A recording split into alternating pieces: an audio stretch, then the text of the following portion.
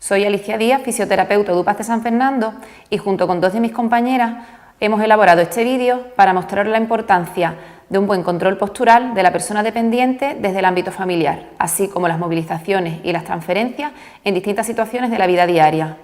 Entendemos por buen control postural al buen posicionamiento de la persona dependiente, tanto en sedestación como en decúbito.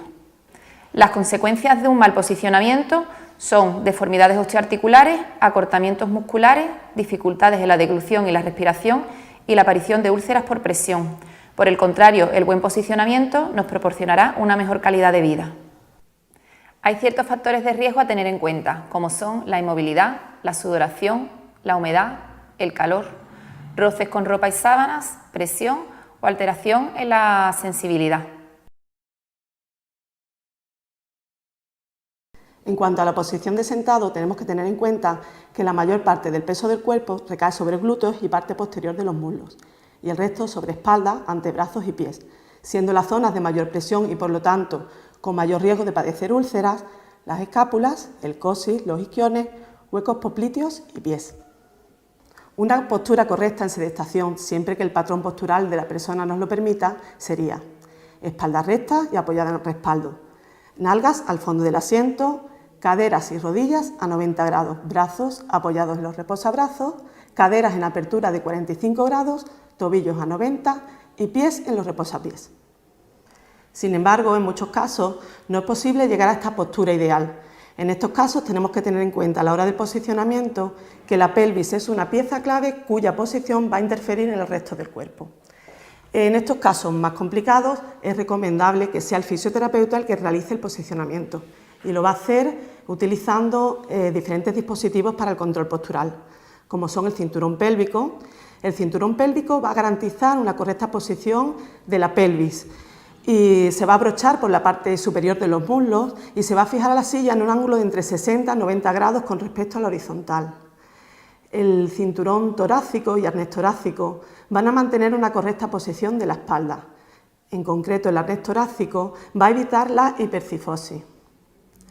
Los controles laterales van a evitar las desviaciones laterales de tronco. Los diferentes cabezales van a mantener la alineación entre cabeza y tronco, favoreciendo la horizontalidad de la mirada. El respaldo anatómico va a adaptarse perfectamente a la curvatura de la espalda, ofreciendo un mayor confort. La silla basculable, con su basculación, nos da la opción a cambiar y repartir el peso, aliviando los puntos de presión. El taco aductor va a mantener una separación de 45 grados de miembros inferiores y hay que evitar utilizar el taco aductor como freno en el deslizamiento en la silla, ya que puede presionar y dañar la zona genital. El asiento moldeado a medida confeccionado en termoplástico va a mantener una correcta posición de la pelvis, favoreciendo el enderezamiento de tronco y el uso de miembros superiores.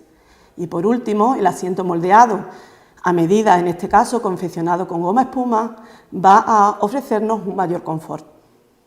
A continuación veremos las diferentes posiciones en decúbito.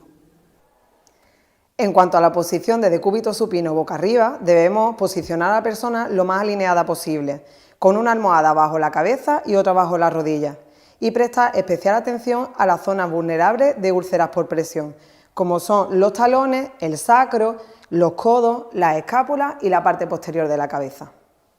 En la posición de lado, la persona también debe posicionarse lo más alineada posible, con el miembro inferior extendido y el que se encuentra por encima flexionado sobre un cojín. Igualmente debe colocarse un cojín bajo la cabeza. En este caso, las zonas vulnerables de úlceras por presión son la parte externa del talón que se encuentra sobre la camilla, la cadera, las costillas, el hombro y la oreja.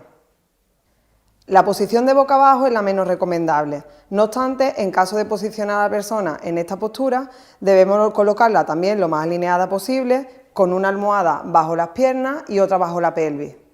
Y los brazos deben de encontrarse libres hacia adelante.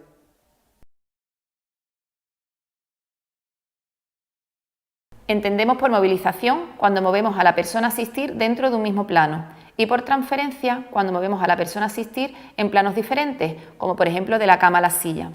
Los principios básicos a tener en cuenta son la comunicación, tanto con la persona a asistir como con la persona con la cual vamos a realizar la técnica.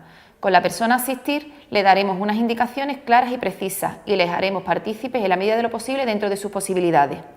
Y con la persona con la cual vamos a realizar la técnica, prepararemos el entorno, nos pondremos de acuerdo sobre la técnica que vamos a realizar y marcaremos los tiempos.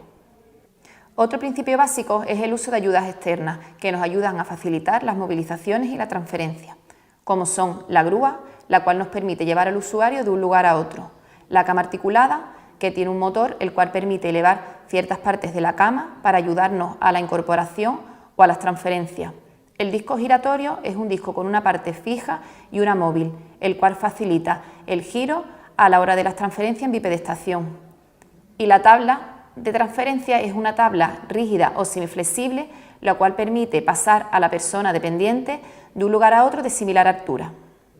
Otro punto importante es la postura correcta de la persona a asistir. Debemos mantener la espalda recta y las rodillas flexionadas, evitando las rotaciones y las flexiones de la columna. Así como debemos estabilizar la pelvis contrayendo glúteos y abdominales. La posición de los pies también es importante. Debemos colocarlos ligeramente separados, uno de ellos dirigido hacia la zona donde vayamos a realizar la acción y el otro en el punto de origen. La altura a la cual trabajamos, ya sea la camilla o la silla, también es importante para evitar posibles lesiones. Para saber la altura correcta, dejamos caer nuestro brazo a lo largo del cuerpo con el puño cerrado. A la altura del puño sería la altura idónea de la camilla o la zona en la cual vamos a trabajar. En caso de que no podamos modificar la altura de la zona a trabajar, flexionaremos las rodillas y evitaremos así flexión de la espalda. Como último principio básico y no menos importante es el manejo seguro de la persona usuaria. Aproximaremos la carga lo máximo posible a nuestro cuerpo, siendo la superficie de agarre lo más amplia posible, evitando presionar con los dedos. La persona que asiste debe usar el contrapeso de su cuerpo en el momento de realizar la acción. A continuación, procedemos a mostrar de forma práctica las diferentes técnicas de movilizaciones y transferencias. Comenzamos por la parte de movilización. La primera técnica es para posicionar correctamente a la persona sentada. Mostraremos dos formas, la primera con una sola persona desde atrás y la segunda con dos personas desde los lados de la silla. Para corregir la aceptación de la persona deslizada en la silla, tras informar a la persona, debemos frenar la silla, posicionar correctamente sus pies, colocarnos detrás de ella, cruzar los brazos de la persona sobre su pecho e inclinar su tronco hacia adelante.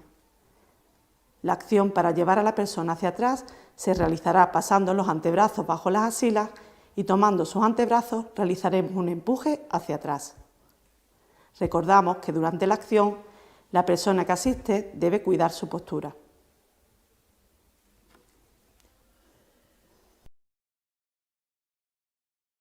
En este caso, comenzaremos como en la técnica anterior, informando a la persona, frenando la silla y colocando los pies correctamente sobre el reposapiés. Posteriormente, las personas a realizar la acción se colocan a cada lado de la silla. Se posicionan correctamente con apertura de piernas, rodillas flexionadas y con la espalda recta. Entre las dos personas inclinan el tronco del sujeto hacia adelante y realizan una toma bajo la axila y otra bajo los muslos. De forma coordinada, realizaremos una ligera elevación y tracción hasta el fondo del asiento. A continuación veremos algunas técnicas de movilización en cama. En primer lugar veremos cómo llevar a la persona de cúbito supino a decúbito lateral y posteriormente de decúbito lateral a sentado. Antes de pasar a la persona de boca arriba de lado, debemos llevarla al borde de la cama. Antes de comenzar, debemos informar a la persona de lo que vamos a hacer. En caso de que sea una cama articulada, la pondremos en posición horizontal y retiraremos las almohadas.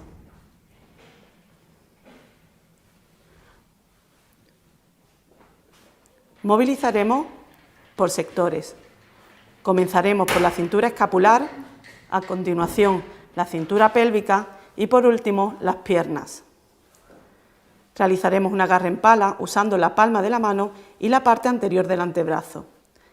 Deslizamos el antebrazo por debajo de los hombros, ayudándonos con la otra mano para aliviar la superficie de presión.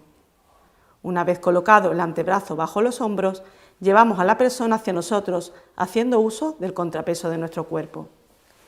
Seguidamente realizaremos la misma maniobra en caderas y por último la haremos en las piernas.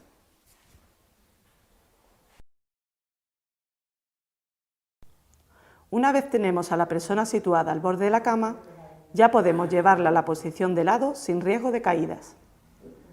En primer lugar, giramos su cabeza hacia el lado sobre el que vamos a voltear. A continuación, separaremos el brazo del mismo lado y el otro lo posicionaremos sobre su pecho. Finalmente, cruzamos sus piernas. Realizamos una toma amplia en hombros y caderas y haremos el movimiento usando el contrapeso de nuestro cuerpo.